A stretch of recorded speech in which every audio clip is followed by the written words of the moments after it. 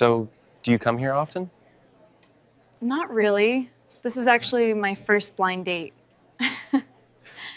The blind date was supposed to be simple, but fate, or maybe just a mistake, had other plans. Jake Turner, a quiet mechanic with strong hands and a tired smile, stood awkwardly beside a table in a fancy restaurant. He looked down at the number written on his crumpled note. Table 7, it said in messy handwriting.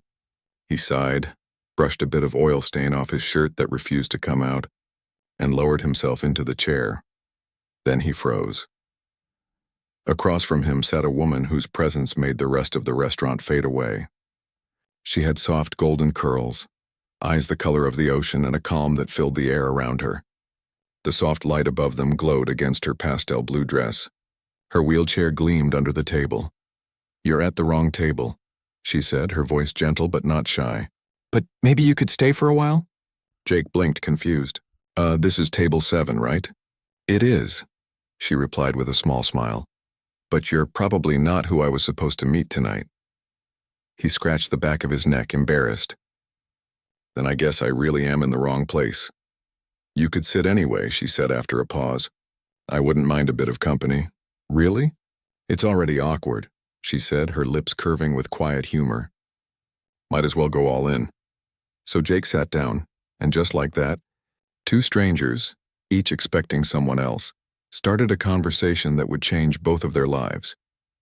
Charlotte Whitmore had come to the restaurant for a blind date, one she hoped might finally lead to something real. After years of being seen as the Whitmore heiress in the wheelchair, she wanted someone who didn't know her name, her story, or her past. The dating app she used didn't allow photos, just words and trust. Her match was supposed to be a man named Daniel G. Jake, on the other hand, wasn't supposed to be there at all. His best friend Marcus had signed him up for the same app as a joke and used a fake name to book a fancy free dinner he'd won from a radio contest. The plan? Jake shows up, gets a free steak, maybe laughs, maybe leaves. But Marcus had mixed up the table number. So Jake, thinking he was in the right place, sat down at table 7, across from the woman fate had picked instead. Charlotte saw a man who looked surprised, but kind. Jake saw a woman who smiled at him without judgment. They didn't talk about money or titles. Instead, they talked about childhood memories, favorite songs, and the smell of rain. Charlotte laughed when Jake told her about his love for grilled cheese sandwiches and old rock music.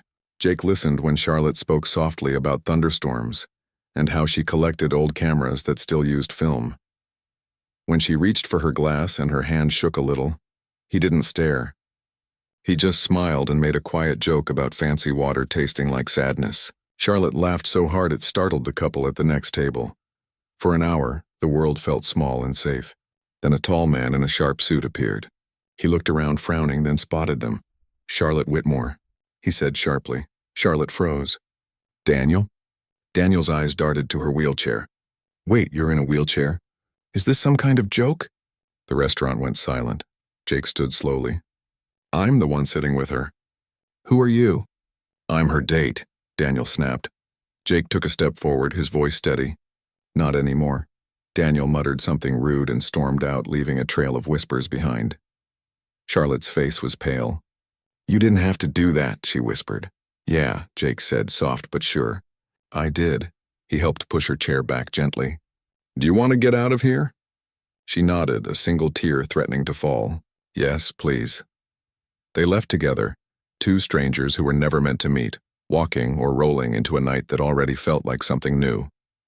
Outside, the air was cool and clean. The lights of the city shimmered off the wet pavement as they made their way toward a quiet park.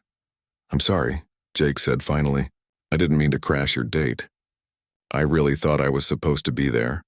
"You weren't," she said softly, then added with a small smile. "But maybe you were." He grinned, rubbing the back of his neck again. "If you're still hungry, there's this food truck nearby. Grilled cheese and tomato soup. It's not fancy, but it's real food." "Grilled cheese sounds perfect," she said. So they went. Under a flickering streetlight, they sat on a park bench eating sandwiches from paper plates. The soup steamed in their cups. Charlotte took a sip and smiled. "So what's your story, Mr. Mechanic?" Jake chuckled. "You already guessed?" "You smell like engine grease and kindness," she teased. I'm a quick learner, he laughed. My dad passed when I was 10. Mom worked nights at the hospital, so I started fixing bikes and cars to help out. My little sister just graduated college, full ride. That's my proudest thing. Charlotte's eyes softened. You raised her. Yeah, he said quietly. She's the best thing I ever did. And you? He asked gently. Charlotte hesitated. Her fingers tightened on the cup. 3 years ago, I had a car accident. It was raining. I lost control. Jake said nothing, letting her continue. They said I was lucky to live, she whispered. Some days I'm not sure. Jake's voice was calm, steady. I think it's lucky you did. She blinked, surprised. Tonight was my first date since then. I thought if I hid the chair, maybe someone could see me before they saw it. Jake looked at her carefully. I saw you, he said. She frowned slightly. What did you see? A woman in a blue dress with hair like sunlight, telling a stranger about olives. For a second, she forgot to breathe. When she reached for her drink, her grip slipped. Juice spilled across her lap. Oh, she gasped. Jake didn't hesitate.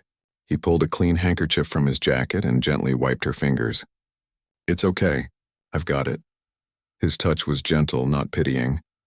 I'm not helping because I feel sorry for you, he said quietly. I'm helping because you're worth it. Charlotte's breath caught. No one had ever said anything like that to her before. She smiled, a real smile this time. They finished their food in silence, but the air between them was different now. Warm, honest, real. When they finally said goodnight, Jake smiled and said, I don't know what tomorrow is, but tonight, I'm glad I sat at the wrong table. Charlotte looked up at him, her eyes glowing in the streetlight. So am I. Jake couldn't stop thinking about her. The next morning, he found himself smiling while changing oil in a customer's car. Marcus, his friend, noticed right away. All right, man, Marcus said, leaning on the hood. You've been humming for 2 hours straight. Who is she? Jake tried to play it cool. Just someone I met, Marcus grinned. Someone you accidentally met at the wrong table? Jake threw a rag at him. Maybe. So what's her name? Charlotte, Marcus whistled. Sounds fancy. You getting serious? Jake shrugged, but his smile gave him away. She's different. Not because of her chair or anything like that, she just gets me. That night, Jake texted Charlotte. Had fun last night. Hope your grilled cheese standards are forever ruined now. A few seconds later, her reply came. You underestimate me, Mr. Mechanic. I'm already craving another one. From then on, they texted every day. Simple things at first. Funny memes, morning greetings, random thoughts. Then came the deeper stuff. Family, fears, dreams. Charlotte told him about her art studio in her apartment, filled with unfinished paintings and sunlight. Jake told her about the old red Mustang he'd been restoring for years. After a week, they met again. This time, Jake showed up at her building holding a bag of grilled cheese sandwiches and a small bouquet of daisies. You brought flowers? She teased. They were the cheapest ones, he said, pretending to be serious. But they looked happy. Charlotte smiled, letting him in. Her home was warm, colorful, full of life. Paintings leaned against walls. Canvases stood waiting for color. This is beautiful, Jake said softly. It's chaos, she laughed. But it's my chaos. She wheeled herself to a canvas and showed him a half-finished painting. A beach at sunset. I can't finish the sky, she said quietly. Every time I try, it feels wrong. Jake studied it for a moment. Maybe you're trying too hard to make it perfect. The best skies aren't perfect, they're just real. Charlotte looked at him thoughtfully. You talk like someone who knows what broken looks like. He met her gaze. I fix cars, not people. But maybe I'd like to learn. That day stretched into evening. They talked, painted, laughed. For the first time in years, Charlotte forgot about the chair. But the world outside wasn't so kind. A few days later, photos of them together appeared online. Charlotte Whitmore's new mystery man, the headlines read. The tabloids called Jake a small-town mechanic chasing fame. Charlotte's father, Richard Whitmore, saw it too. He arrived at her apartment unannounced, his voice cold and heavy. Charlotte, what are you thinking? She turned in her chair. I'm thinking I met someone who makes me happy. He's after your money, her father said sharply. It's always the same story. They see the name, the fortune, and they pretend to care. You don't know him, she said quietly. I know enough, he snapped. I won't let you ruin your life for a boy who fixes engines. Tears stung her eyes. You mean someone who works for a living? Someone who doesn't belong in our world. That night, Jake came by as usual, only to find Charlotte distant. Your father came, she said, her voice trembling. He doesn't approve, Jake sighed. I figured he wouldn't. He offered you money, didn't he? She asked suddenly. Jake looked away. Yeah, he did. Her heart dropped. And what did you say? I told him I don't take payment for loving someone. Charlotte's breath caught. Jake, I don't care what he thinks, he said firmly. You're not a business deal to me. For a moment, they just looked at each other. Then she whispered, I'm scared. People talk and I can't stop them. Then let them talk, he said softly. We'll live our truth anyway. But things got harder. Her father began interfering, canceling deliveries to her studio, freezing her trust fund, trying to cut her off from Jake. The pressure grew until Charlotte felt trapped again, like she had right after the accident. One night, unable to bear it, she sent Jake a message. Maybe we need some time apart. I need to think. He stared at the screen for a long time before replying. If that's what you need, I'll wait. Days passed. Then weeks. The silence hurt more than he expected. Charlotte tried to focus on her art, but the colors wouldn't come. Every brushstroke looked wrong. Every memory of Jake felt like sunlight she couldn't reach. Then, one stormy night, she got a call from Marcus. Charlotte, it's Jake. He's on the bridge. Her heart stopped. What? Why? The river's flooding. He saw a car stuck out there. He's trying to help. Rain hammered her windows. Charlotte's hand shook. I'm coming. Charlotte, it's too dangerous, but she had already hung up. Minutes later, she was in her car driving through the storm, her wheelchair folded in the back. Lightning flashed across the sky as she reached the old steel bridge on the edge of town. Water raged below. The wind howled. And there, through the rain, she saw him. Jake was waist-deep in water, struggling to open a car door. Inside was a terrified little girl crying.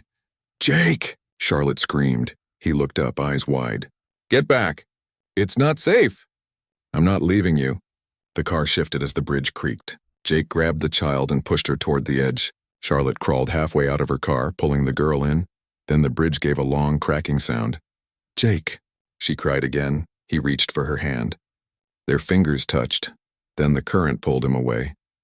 Charlotte screamed his name into the storm. Moments later, rescuers arrived.